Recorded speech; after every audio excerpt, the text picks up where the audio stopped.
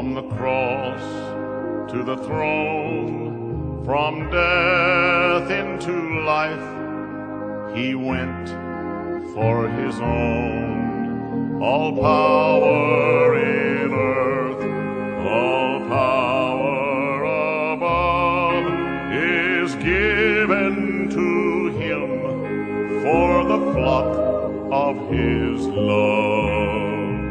Only believe, only believe, all things are possible, only believe. Que a graça, a paz e a misericórdia de nosso Senhor Jesus Cristo esteja em cada coração. Deus os abençoe. Nós vamos continuar nesta jornada do livro de Êxodo e nesta oportunidade nós estamos vendo os itens do tabernáculo. Deus mandou Moisés construir um tabernáculo no deserto, era um tabernáculo móvel, e Deus deu a planta para ele. Deus deu cada detalhe para Moisés de como aquele tabernáculo deveria ser feito. Então não foi da cabeça de Moisés, não foi da inspiração de alguém, mas o próprio Deus deu para Moisés como deveria ser feito, cada cortina, as roupas dos sacerdotes. Nós estamos, então, desde o capítulo 25, olhando esses itens, e hoje nós chegamos no capítulo 29. O capítulo 29 vai falar sobre a consagração dos sacerdotes. E como sempre, se você deseja receber mensagens que nós utilizamos para esta meditação, mensagem do profeta de Deus para esta era, William Martin Branham, você pode estar aí solicitando para nós e nós enviaremos gratuitamente para você mensagens que nós utilizamos em nossa programação. Então, iniciando, meus irmãos, aqui, capítulo 29 do livro de Êxodo, do verso 1 ao verso 4, vai tratar do ritual da purificação.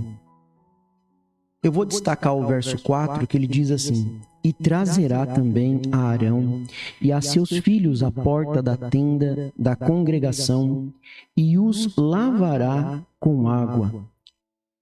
Tudo que se aproxima de Deus deve ser limpo. Tudo que se aproxima de Deus deve ser limpo. Deus não aceita nenhum tipo de sujeira na sua presença.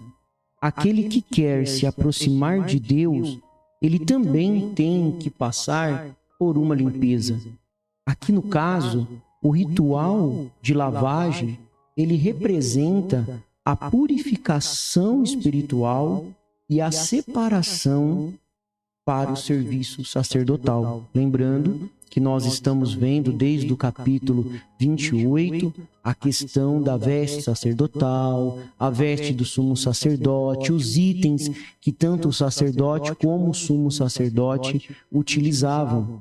E aqui nesse ritual de purificação, nós vemos que eles faziam aquilo para uma purificação espiritual e uma separação para o serviço. Você não pode ser utilizado por Deus se você não for limpo, não for purificado.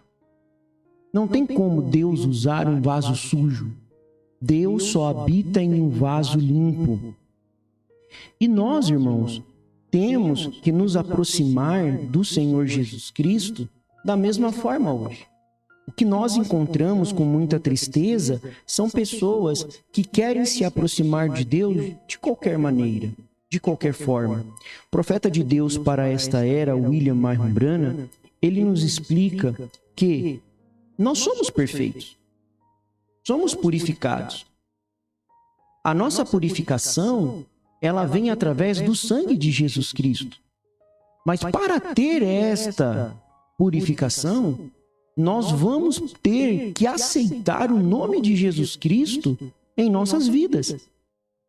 E qual que é o nome do Senhor? Como nós aceitamos o nome do Senhor Jesus Cristo em nossas vidas? A própria Bíblia responde.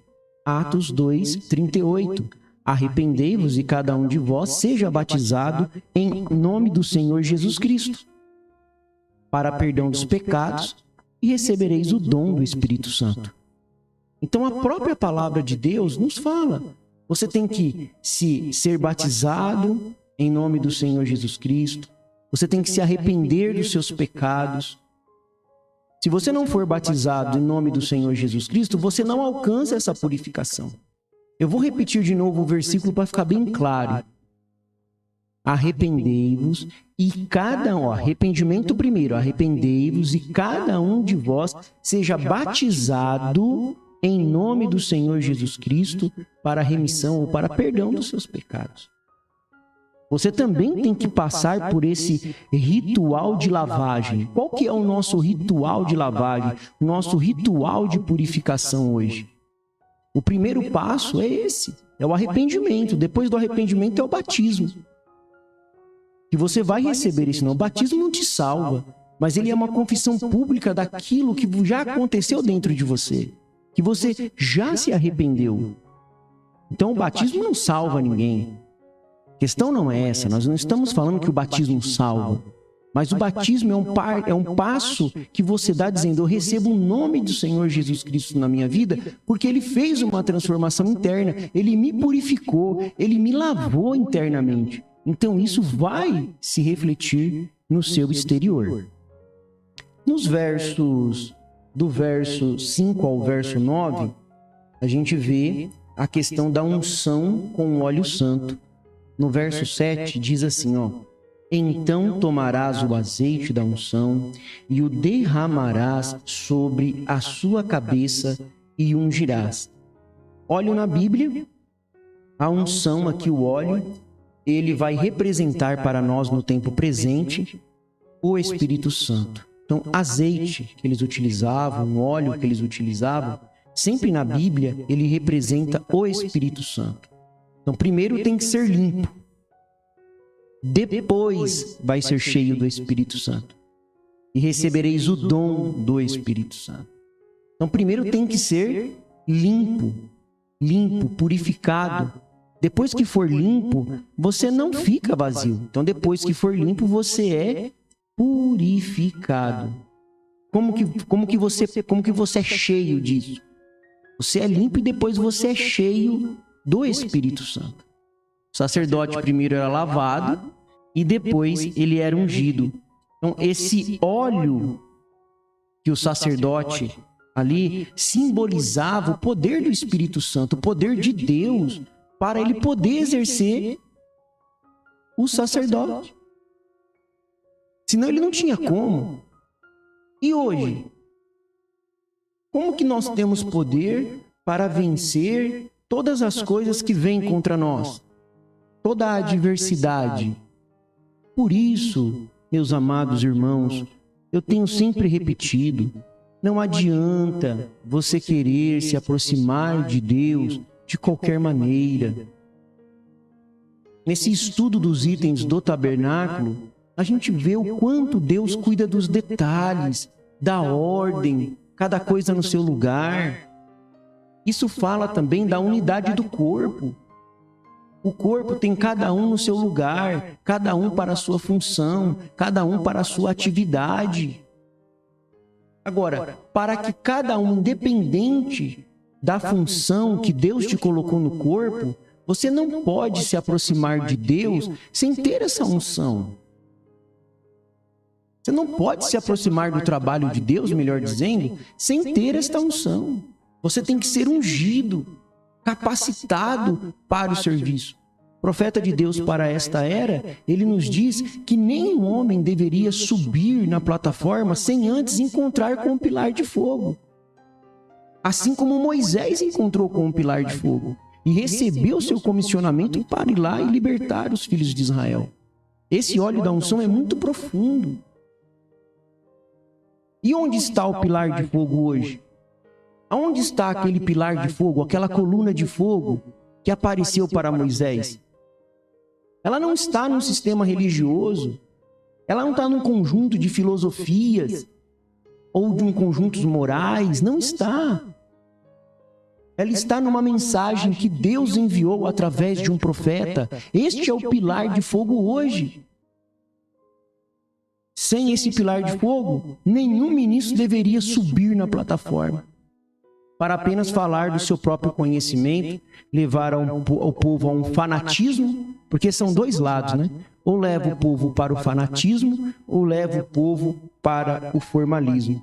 Então, o sacerdote, o óleo da unção, ele simbolizava a capacitação divina para o serviço sacerdotal.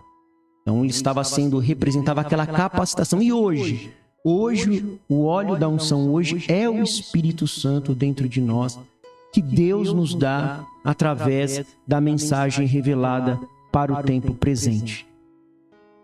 E avançando mais um pouquinho, verso do 10 ao 14, ele diz assim, verso 14 eu quero destacar agora, falando sobre a oferta pelo pecado e o holocausto. Verso 14, e tomarás do sangue que estará sobre o altar e do azeite da unção, e o espargirás sobre Arão e sobre suas vestes, e sobre seus filhos, e sobre as vestes de seus filhos com ele, e assim ele e suas vestes, e seus filhos e suas vestes de seus filhos, com ele serão santificados. Então, o sangue aspergido representava a purificação e a consagração do sacerdote. Agora, o que isso significa para nós hoje? Isso aponta, irmãos, para o sacrifício de Jesus Cristo, cujo sangue nos purifica e nos consagra. Porque nós somos também sacerdotes espirituais. Você sabia disso? Nós somos sacerdócio real. Nós somos um sacerdócio real e também um sacerdócio espiritual. Você pode ler lá em 1 Pedro. 1 Pedro, capítulo 1, verso 18 e 19. Nós não vamos entrar, como eu disse, tão profundamente em cada parte dessa. Mas nós somos sacerdotes espirituais. E nós somos também aspergidos. Nós somos também purificados e consagrados. Com o quê? Com o sangue de Jesus Cristo. A Bíblia nos diz que o sangue de Jesus Cristo nos limpa e purifica de todo pecado. Nós somos limpos, nós somos purificados de todo pecado que vem contra nós. Mas olha só, na mensagem Comunhão, no parágrafo 53, profeta de Deus para esta era, diz assim para nós: a salvação outrora não era completa na oferta do bode, da ovelha, da novilha do Antigo Testamento. Não era uma oferta completa. Não tinha como ser, melhor dizendo. Não tinha. E ele continua: não podia expiar o pecado, só podia cobrir o pecado. Apontava para um tempo em que seria consumado. Mas quando Jesus veio e seu sangue foi derramado no Calvário, foi um divórcio completo do pecado. Tirou o pecado. É o único meio de salvação. Não há união à igreja, nem cartas de companheirismo, não há batismo ritual, não há comunhão, ou nada no ritual, ou qualquer coisa que tenha sido deixado por Deus como pertencentes à salvação. É tudo em comemoração a uma obra consumada. O batismo em água não salva você, por mais que as pessoas às vezes pensem que salva. O batismo em água é uma comemoração da morte, sepultamento e ressurreição. Isso não te salva. É só uma comemoração, é só uma mostra daquilo que Deus fez por dentro. Porque toda a obra de Cristo de salvação foi consumada no Calvário.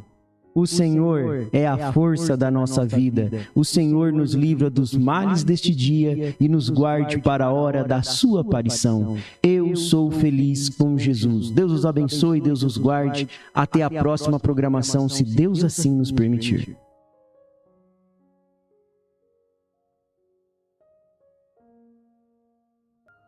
Yeah.